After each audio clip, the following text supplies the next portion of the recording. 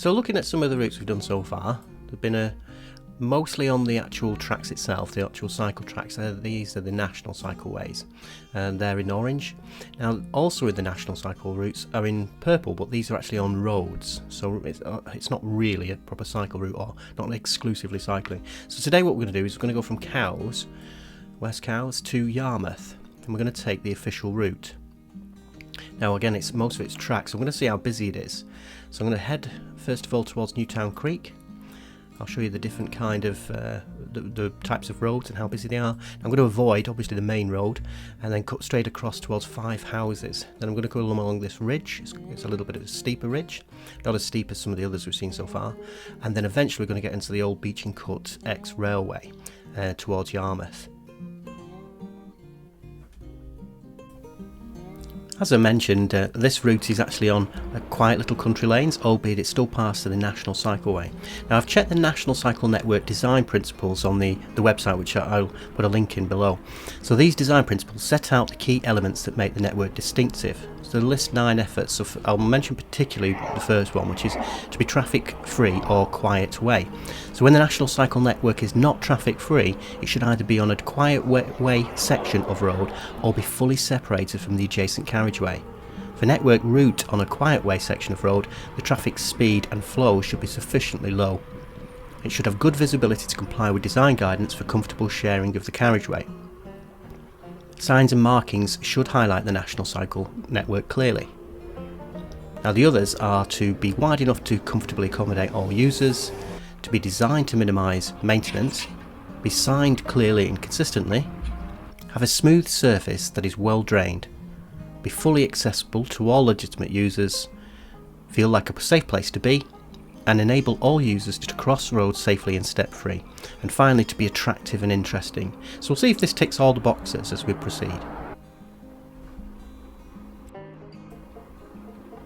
Now we're crossing the main trunk road between Newport and Yarmouth. Now that northern section was a little bit busier than certainly I'm used to on that route from Cowes rather to Newtown Creek. However, once we proceed here, which is down towards Five Houses and then heading west towards Yarmouth, it gets a lot quieter. In fact, very little traffic is there. It's sufficient for me to even fly my drone.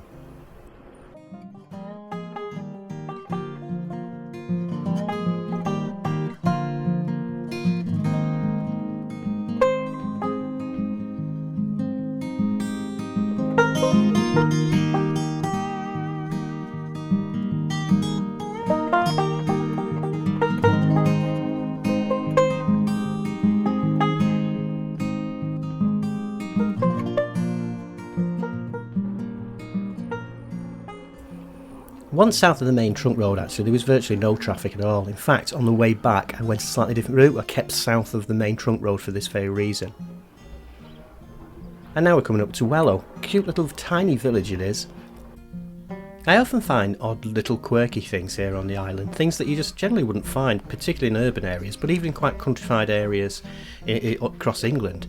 Like this, for example. I actually don't know what this is. If anyone can comment, I don't know if you exchange books or how you take one out. There's no donation box, so I think people perhaps just swap books.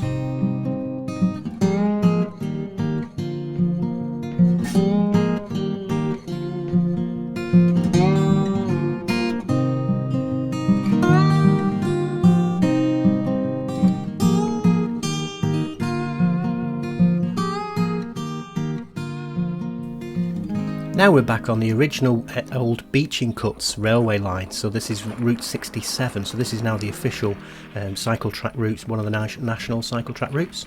So this is the curve now all the way round to Yarmouth. Now once we get to Yarmouth, the old station, the train station, has now been turned not only into a great fantastic little cafe, but also a place you can hire bikes, including e-bikes, and best of all, for free you can charge your e-bike. Fantastic for moving on and going towards Bristol or wherever across the rest of the island.